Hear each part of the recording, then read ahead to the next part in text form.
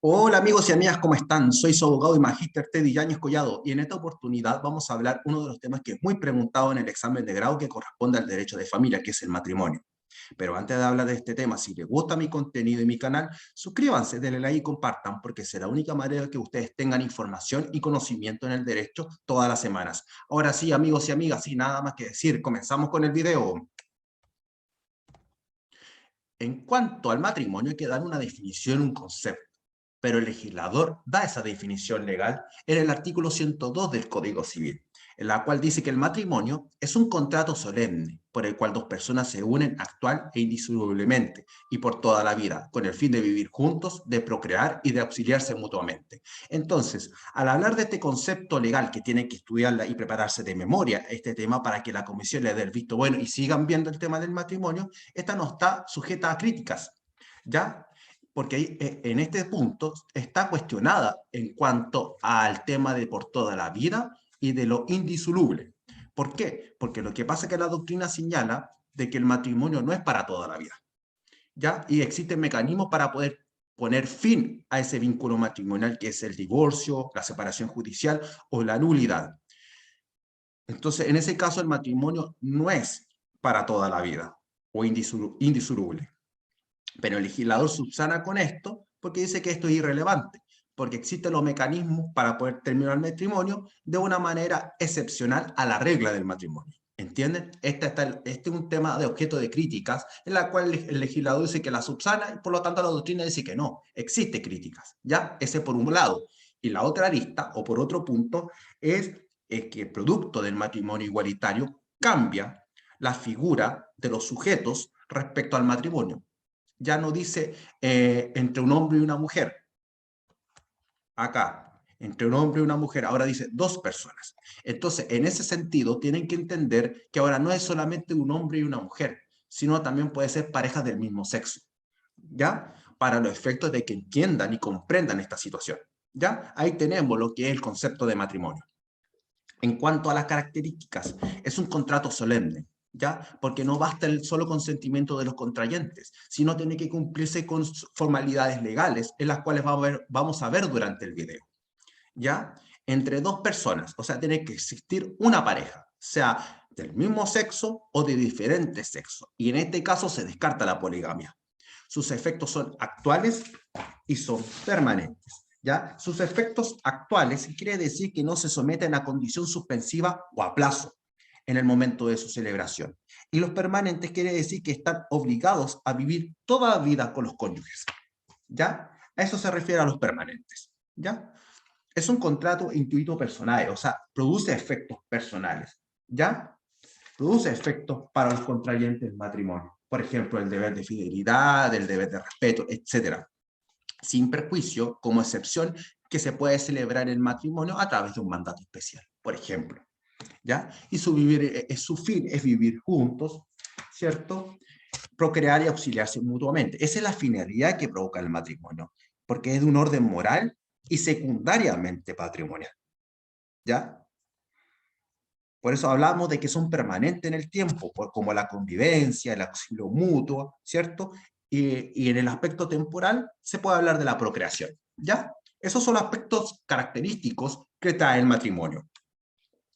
Requisitos del matrimonio. Hay que distinguir si son requisitos de existencia del matrimonio y requisitos de validez del matrimonio. A continuación vamos a ver cada uno de estos puntos. ¿Ya? Los requisitos de existencia, su ausencia o falta de algunas de ellas determina que el matrimonio es inexistente o provoca también la nulidad. Se estima que son de la esencia del contrato y en este caso vamos a ver en primer lugar lo que es el consentimiento. El consentimiento es cuando el oficial del registro civil pregunta a los contrayentes si consienten en recibirse el uno al otro como cónyuges, ya que implica dentro del ejercicio del jus cunubi de ambos contrayentes. No olvidarse que el jus cunubi es el derecho que tiene toda persona para contraer nupcias, ¿ya? Acuérdense que el oficial va a preguntar a los contrayentes si consienten libre y espontáneamente en recibirse al uno al otro como cónyuges. Ese es uno. Dos, la presencia del oficial en el registro civil. No solamente va a intervenir en ese momento, sino también va a intervenir en otras diligencias, como por ejemplo en la manifestación e información de testigos. ¿Ya? Eso también es labor del oficial de registro civil. y también la inscripción del matrimonio religioso. Por regla general, no producen efecto jurídico alguno, salvo que los contrayentes o los cónyuges remitan esos antecedentes del matrimonio religioso, esa inscripción al registro civil en la inscripción de matrimonios en un plazo de 8 días corridos. Y hasta ahí nomás yo llego en el tema del matrimonio religioso para el efecto de este estudio, ¿ya? Requisito de validez del matrimonio. En cuanto a los requisitos de validez del matrimonio, tenemos estos requisitos, en la cual si no, estas no se llevan a cabo, su sanción se provoca en la nulidad, ¿cierto?, del matrimonio o en la inexistencia de ella, ¿ya? Sin perjuicio que también puede aparejar otras sanciones que vamos a ver en su debido momento. Entonces, tenemos en primer lugar la ausencia de impedimentos, o sea, la capacidad legal de los contrayentes. Segundo lugar, un consentimiento libre y espontáneo de estas. Y tercero, que se hayan cumplido las solemnidades o formalidades que establece la ley. ¿Ya? Por ejemplo, en caso de que exista una omisión de una sola solemnidad, por ejemplo, en esta etapa 3, acarrea la nulidad del matrimonio. La falta o la inhabilidad, por ejemplo, de 2 testigos hábiles provoca que falta esa solemnidad y por lo tanto se acarrea la nulidad o la inexistencia del matrimonio. Entonces, cuando hablamos ahora del tema de la capacidad de los contrayentes o la ausencia de los impedimentos dirimentes, ya hay que referirse a este tema a quienes no pueden contraer matrimonio, ¿ya? A quienes no pueden contraer matrimonio. A eso se refiere a la ausencia de impedimentos.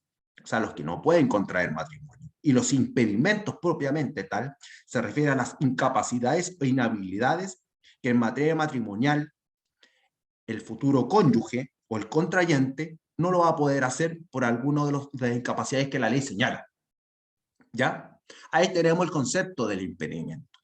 Entonces, los impedimentos hay que distinguirlos si son impedimentos dirimentes o impedimentos impidientes o prohibiciones, en la cual vamos a estudiar a uno por uno, ¿ya? Y los impedimentos dirimentes se distinguen en absolutas y relativas. Ahora, para los efectos de este proceso, vamos a estudiar primero los impedimentos dirimentes, ¿ya? Y en cuanto a los impedimentos dirimentes, se distingue en absolutas o en relativas. En absolutas se refieren a que vedan la posibilidad de contraer matrimonio con cualquier persona y por lo tanto anula el matrimonio. En cambio, en los impedimentos dirimentes relativos, veda la posibilidad de contraer matrimonio no solo con una persona determinada, sino también con un grupo de personas y por lo tanto también invalida el matrimonio. ¿Ya? Por eso hablamos del tema de los impedimentos dirimentes. Ahora vamos a estudiar los impedimentos dirimentes en uno por uno. En cuanto a los impedimentos dirimentes absolutos, hay que estudiar cada uno de estos aspectos, ¿ya? Para un entendimiento más comprensible de la materia, ¿ya? En primer lugar, se habla del vínculo matrimonial no disuelto o por el acuerdo de unión civil, ¿ya?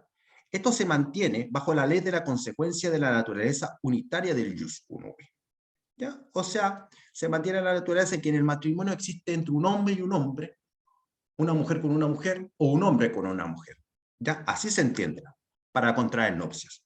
Una vez que esa pareja sea de diferente sexo como del mismo sexo, estén casados, no pueden casarse con otra persona, sea del mismo sexo o de distinto sexo, para efectuar nupcias. No puede contraer nupcias, nuevamente. Entonces, al incurrir en este aspecto, incurre en un delito de bigamia, ¿ya? Que es un delito penal.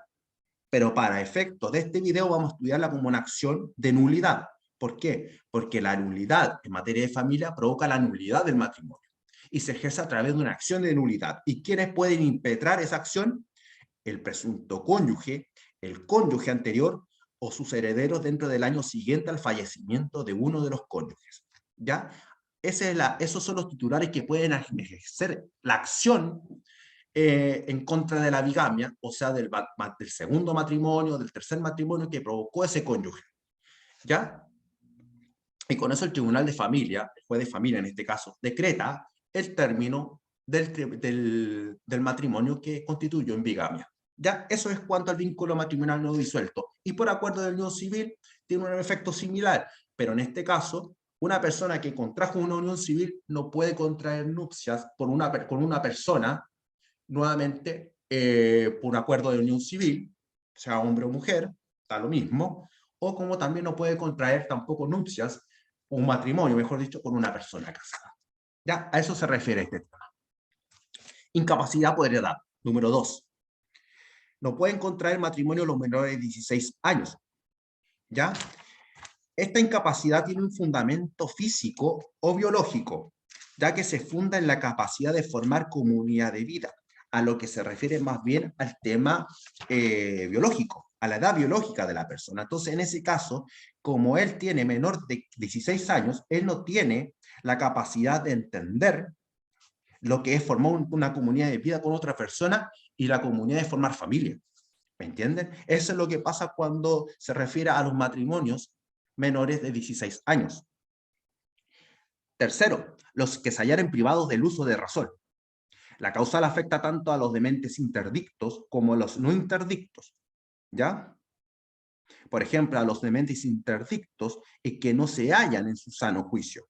¿Ya? Y los no interdictos, cuya enajenación mental puede ser debidamente comprobada. Por ejemplo, los que están ebrios, drogados, bajo hipnosis, etc. Entonces, en ese caso, ustedes tienen que entender que las personas que están privadas del uso de razón, que son los dementes interdictos, ¿cierto?, sufren de patologías psíquicas, por ejemplo, esquizofrenia, y las cuales no tienen el discernimiento de entender lo que es el matrimonio, como también la persona que sufre un trastorno temporal, psíquico temporal, que en ese caso también tampoco no va a entender lo que es el matrimonio, ¿ya? Y se considera como un incapaz por trastorno o anomalía psíquica fehacientemente diagnosticada. Aquí ya no estamos hablando de un tema de privación de uso de razón total, ¿ya? Aquí no estamos hablando de una demencia, ¿ya? Se entiende más que nada de que al momento de contraer el matrimonio experimentan una situación que afecta a su psiquis y que tiene que estar comprobado fehacientemente por un profesional en el área. Por ejemplo, una persona que se encuentra sumida en una depresión severa o, por ejemplo, una persona que sufre una ira constante y que tiene que ser médicamente comprobable, valga la redundancia. ¿Ya? En general, esta se aplica a todos aquellos que padezcan un trastorno mental transitorio que distorsione su percepción de la realidad. Y como todo lo trastorna, su percepción, por lo tanto, no genera esa capacidad para contraer matrimonio. Carencia de suficiente juicio o discernimiento. Número 5, perdón, aquí me equivoqué en el PowerPoint. Número 5, carencia de suficiente juicio o discernimiento. Aquí falta la voluntad intelectual o la voluntad para que los contrayentes puedan contraer nupcias por la falta de madurez o de la falta de comprensión que pueda generar esto en el matrimonio. ¿Ya? También se considera como un impedimento dirimente absoluto, se considera una incapacidad. Y la imposibilidad de expresarse claramente su voluntad. En ese caso, se refiere a que no se puede expresar a través de cualquier medio, ya sea oral, escrita o por lenguaje de señas. ¿Ya? Eso se refiere en cada uno de estos aspectos en los dirimentes absolutos. En cuanto a los impedimentos dirimentes relativos, se refería de alguna manera a vedar la posibilidad de celebrar matrimonio con una determinada persona o con un grupo de personas. En este caso, ya también genera la nulidad del matrimonio. Ya esa es su sanción. Tanto en los impedimentos dirimentes absolutos y relativos genera la nulidad. Entonces, en ese caso, hablamos y distinguimos de que si es por parentesco los impedimentos dirimentes relativos como por relación criminal u homicidio. Por vínculo de parentesco, ¿ya? No podrán contraer matrimonio entre sí los ascendientes y descendientes por consanguinidad, los ascendientes y descendientes por afinidad. Por ejemplo, la nuera que ha enviudado no puede contraer matrimonio con su suegro viudo, ¿ya? Tercero, los colaterales por consanguinidad en el segundo grado, ¿ya? Y al adoptado con uno de los adoptantes, porque la adopción confiere al adoptado el estado civil de hijo de él o de los adoptantes conforme a la ley 19.620 sobre adopción de menores. Además, el adoptado no podrá contraer matrimonio con cualesquiera de sus ascendientes biológicos o con sus hermanos biológicos, ¿ya? pues se mantiene para este solo efecto la filiación de origen. ¿Ya? Aquí el impedimento es doble, o sea, no se permite casar tanto a la familia biológica como a la familia adoptiva. ¿Ya? Eso en cuanto a la adopción. En cuanto al homicidio, no se puede contraer nupcias con un imputado que hubiera formalizado por una investigación de homicidio de su cónyuge o que hubiera sido condenado como autor, cómplice o encubridor del delito. Rige para tanto para hombre como mujer. Y no es necesario que el cónyuge sobreviviente haya participado en el asesinato y tenga realizado una relación delictual con el asesino. Entonces, esos son los impedimentos dirimentes relativos. En cuanto a los impedimentos, impidientes o prohibiciones, son limitaciones que la ley establece para la celebración del matrimonio, cuyo incumplimiento produce sanciones que son distintas a la nulidad del matrimonio. Entonces, en ese caso, tenemos que estudiar estos aspectos. Primero, el consentimiento de ciertas personas para contraer el matrimonio. Segundo, las guardas. Y tercero, las segundas nupcias. En cuanto al impedimento por falta de consentimiento, es decir, el consentimiento de cierta persona para contraer el matrimonio, se refiere a la ley que no podrá procederse a la celebración del matrimonio sin el ascenso o licencia de la persona o cuyas personas o cuyo consentimiento sea necesario. Y el 107 del Código Civil, por su parte, sujeta a regla a todos los menores de 18 años. O sea, todas las personas mayores de 16 y menores de 18 no pueden celebrar matrimonio sin el ascenso o la licencia de la persona cuyo consentimiento es necesario. ¿Ya? A eso se refiere. Por eso no hay que confundir nunca el consentimiento con el ascenso, porque el consentimiento es la expresión oral, ¿cierto?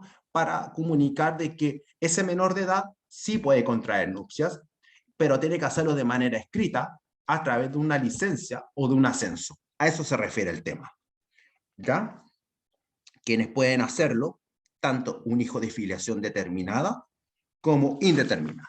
¿Y cuál es la sanción que conlleva a este consentimiento?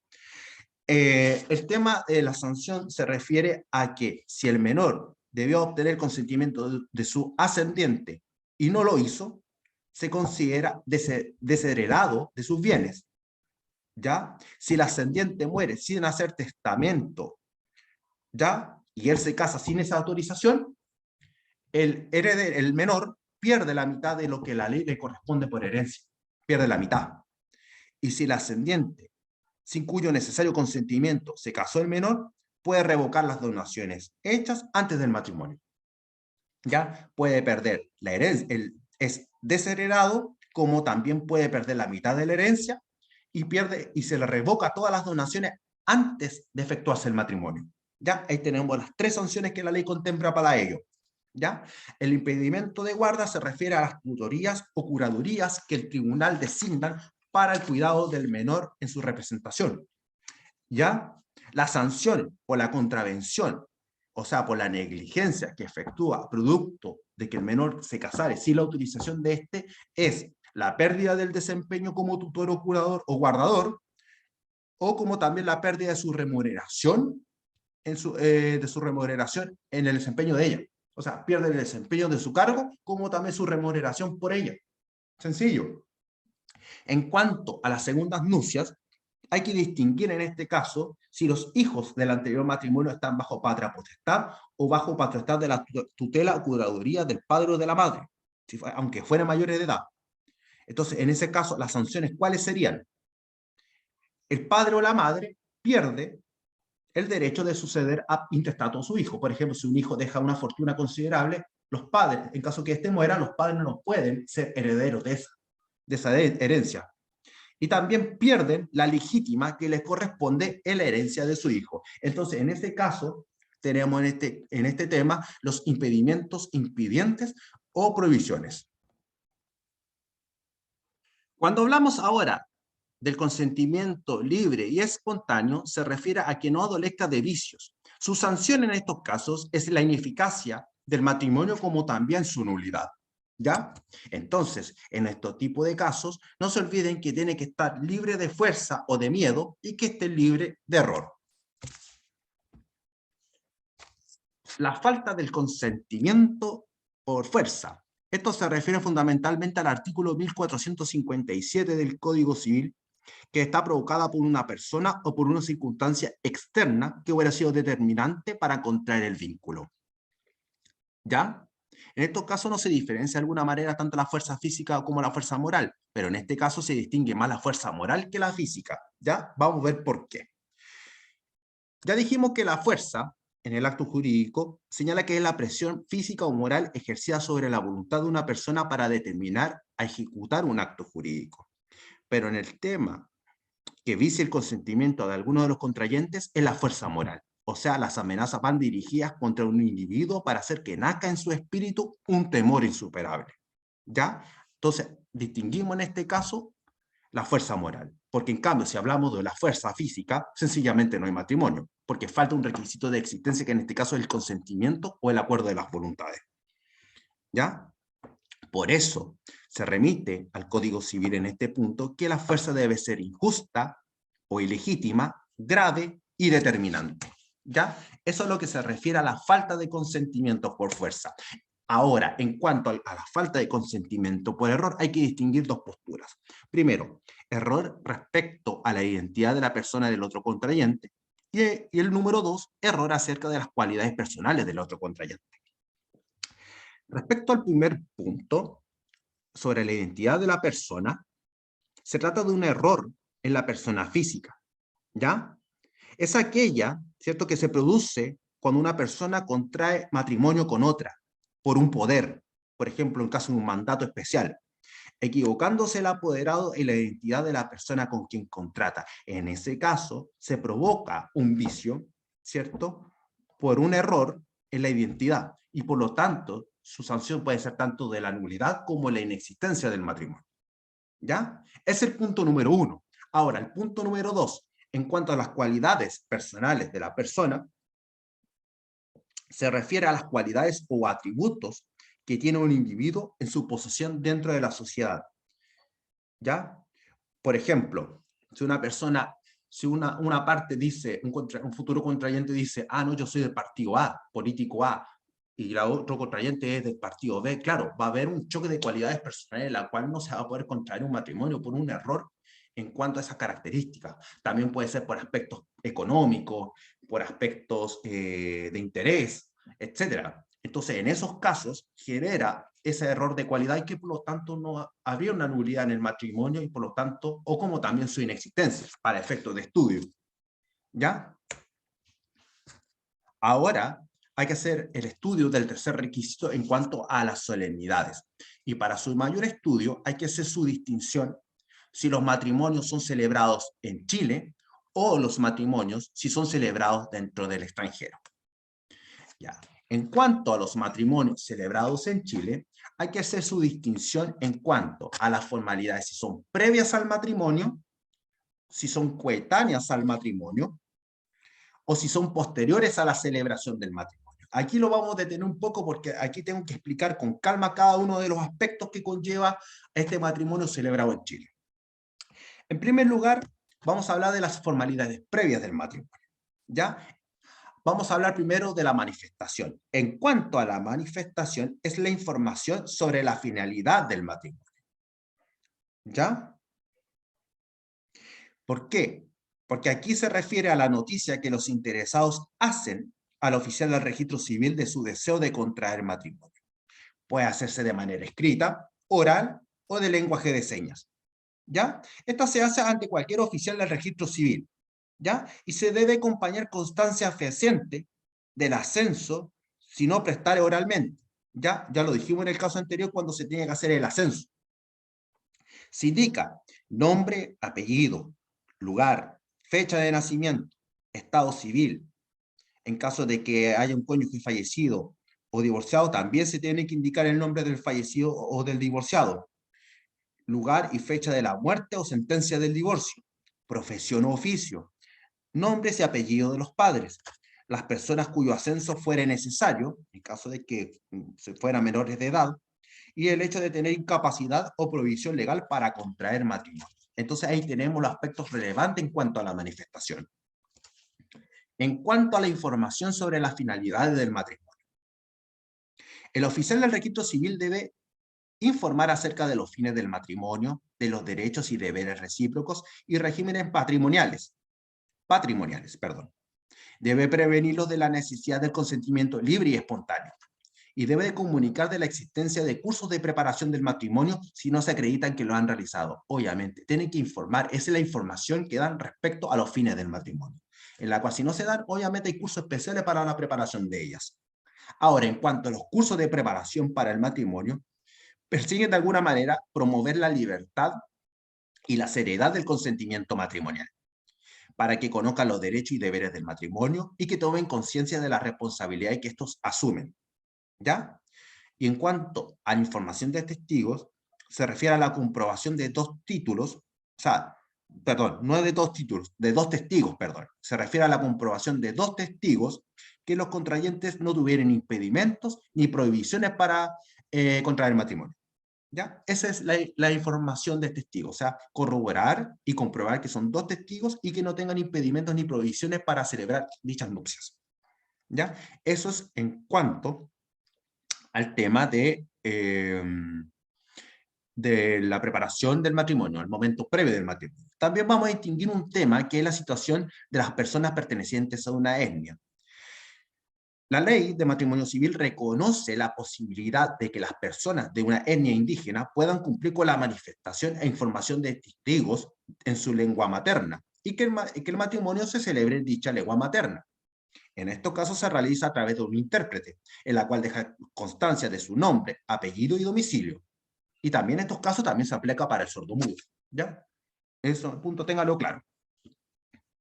Formalidades coetáneas al matrimonio. Ya, esto es durante la celebración del matrimonio plenamente tal. Ya, una vez rendida la información y dentro de los 90 días siguientes deberá celebrarse el matrimonio. ¿Ya? Tiene que cumplirse con ciertos requisitos. ¿Ya? 1. La celebración ante un oficial de registro civil que intervino en las diligencias de manifestación e información. Ya lo dijimos. 2. Ante dos testigos parientes o extraños hábiles. 3. Tiene que hacerse en las oficinas del registro civil o en otro lugar dentro del territorio jurisdiccional. O sea, en otro territorio, dentro del lugar, dentro del territorio jurisdiccional. Ahí sí. ¿Ya? Puede hacerse a través de las oficinas del registro civil o en un lugar dentro del territorio jurisdiccional, para que me entiendan.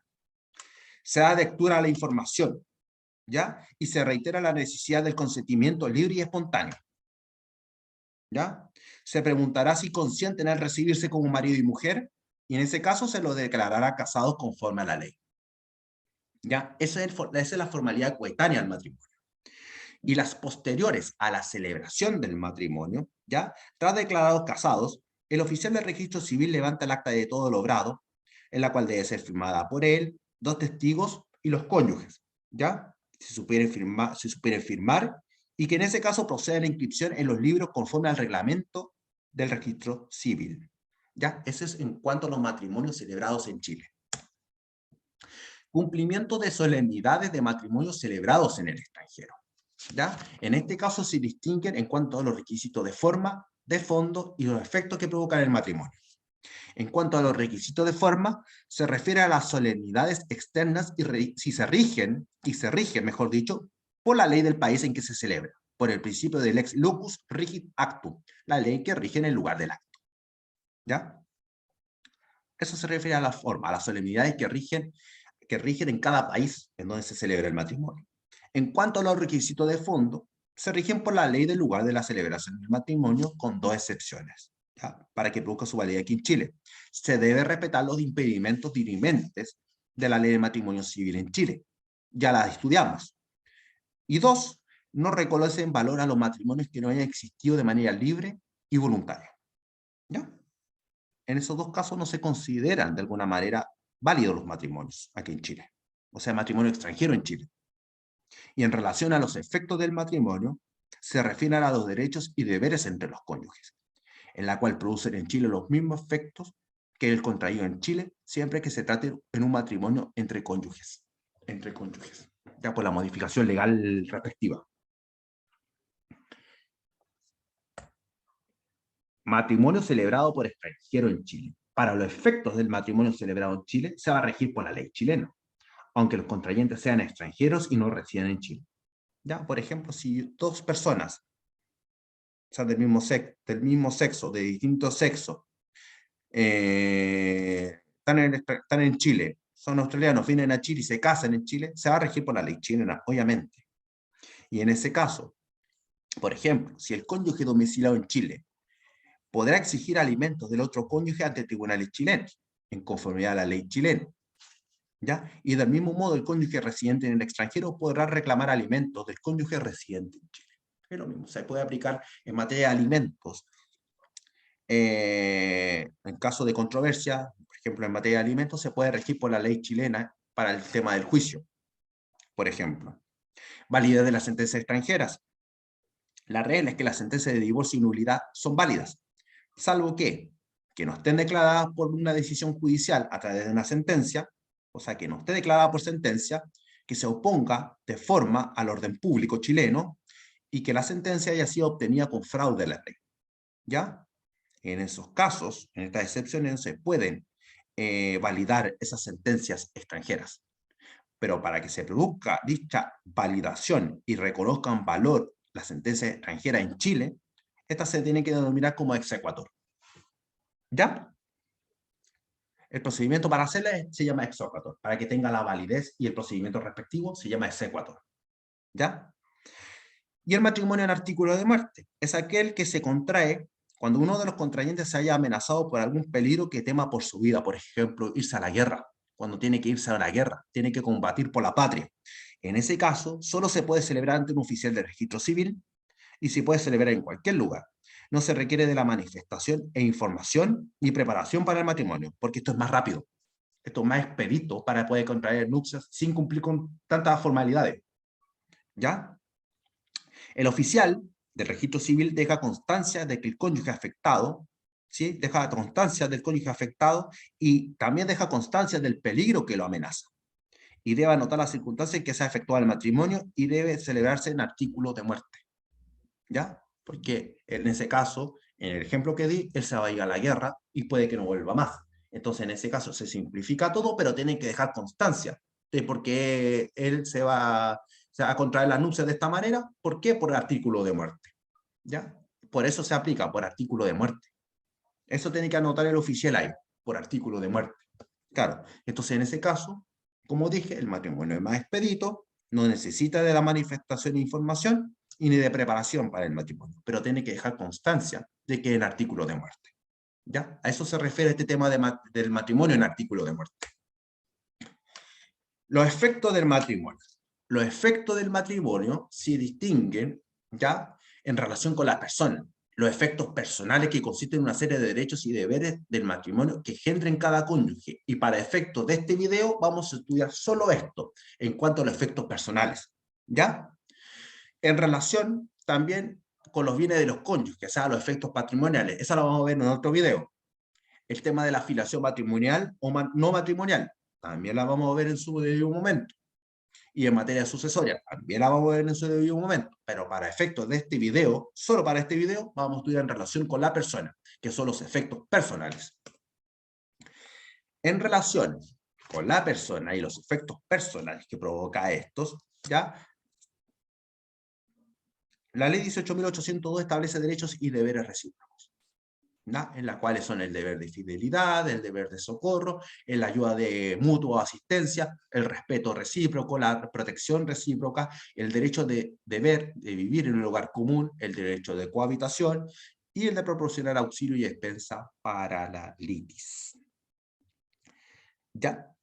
Vamos a estudiarlas uno por uno. ¿Ya? En cuanto al deber de fidelidad, significa que entre los cónyuges no les es permitido tener relaciones sexuales fuera del matrimonio.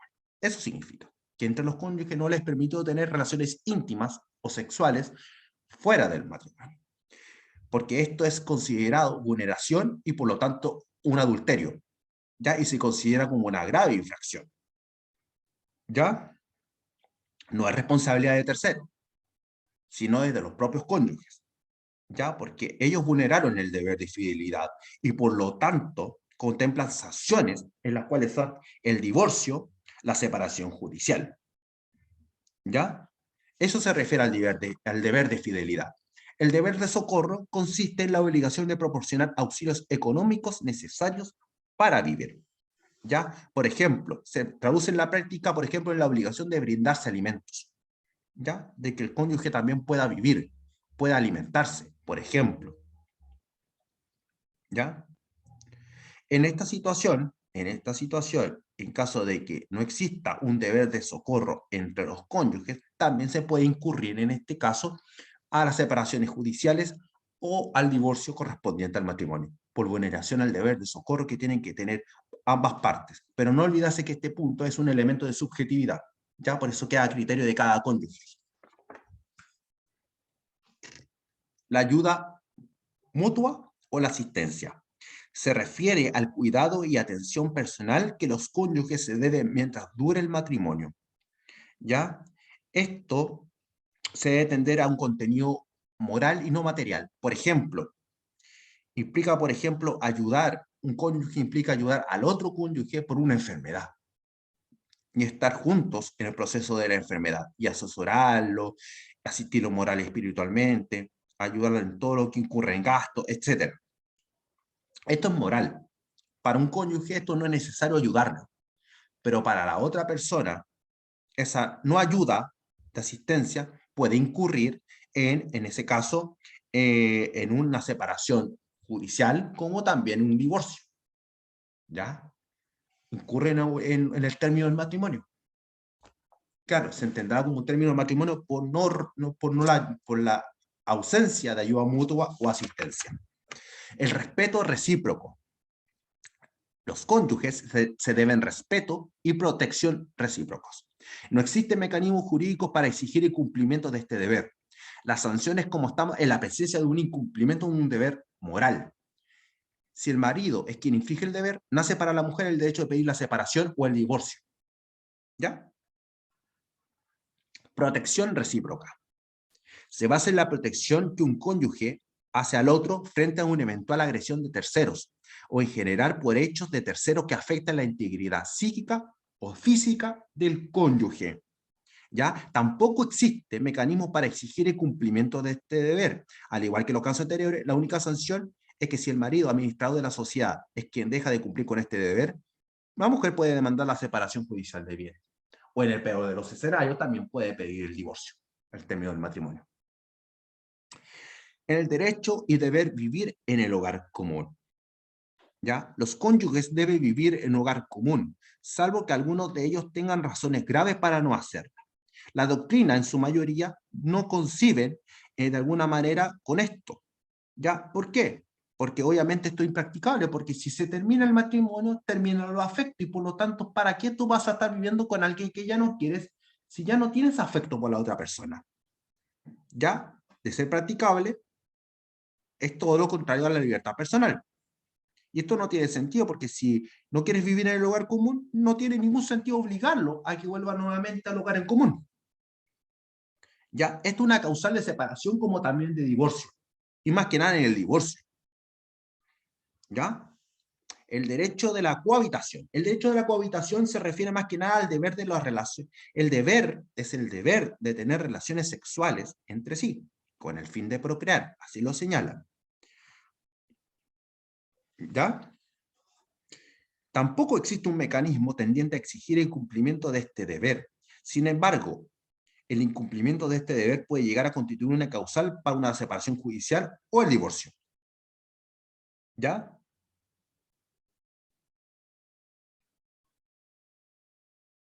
A este punto se refiere a las parejas de diferentes sexos, porque para las parejas del mismo sexo se entiende que también tienen que tener relaciones sexuales entre sí para que haya un derecho de cohabitación, pero no necesariamente con el fin de procrear, porque el fin de procrear existe mecanismos jurídicos en nuestra legislación en la cual pueden procrear y formar familia. Ya esto lo señalé en anteriores comentarios, en otras opiniones que di en su debido momento. ¿Ya? Y los deberes de proporcionar auxilio y expensa de la litis. ¿Ya? Esto se refiere a que a los cónyuges, se refiere al auxilio económico en caso de un juicio. O sea, esto se refiere a que si uno de los cónyuges cae en un juicio por A, B, C motivo, el otro cónyuge estará obligado, de alguna manera, a pedir, a solicitar, no es solicitar, sino mejor dicho, a darle esa ayuda económica. Esa es la palabra, darle esa ayuda económica para que de alguna manera pueda llevar a cabo este litigio en cuestión. Por ejemplo, ¿ya? Y se puede analizar en dos aristas.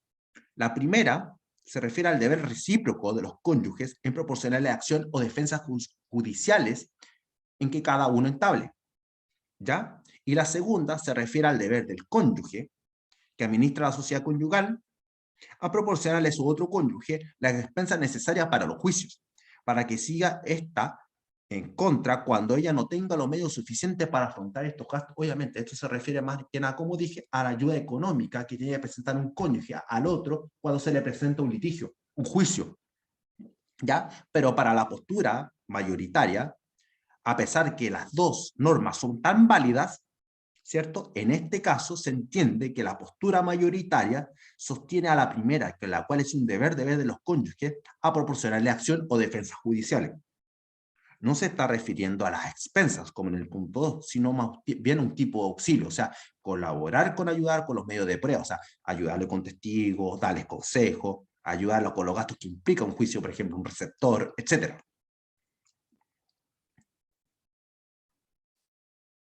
En ese caso, no existe tampoco un mecanismo para un cumplimiento forzado de esta obligación, porque también es un tema de contenido moral, en la cual si en ese caso no le presta la ayuda, también el otro cónyuge podrá invocar el fin del matrimonio, sea por la separación judicial o por el divorcio. Ya amigos, espero que les haya gustado mi video. Si es así, denle like y compartan, porque es la única manera que ustedes todas las semanas tengan información y contenido respecto al derecho. Un abrazo a todos, que les vaya muy bien y sigan estudiando. Bendiciones, adiós.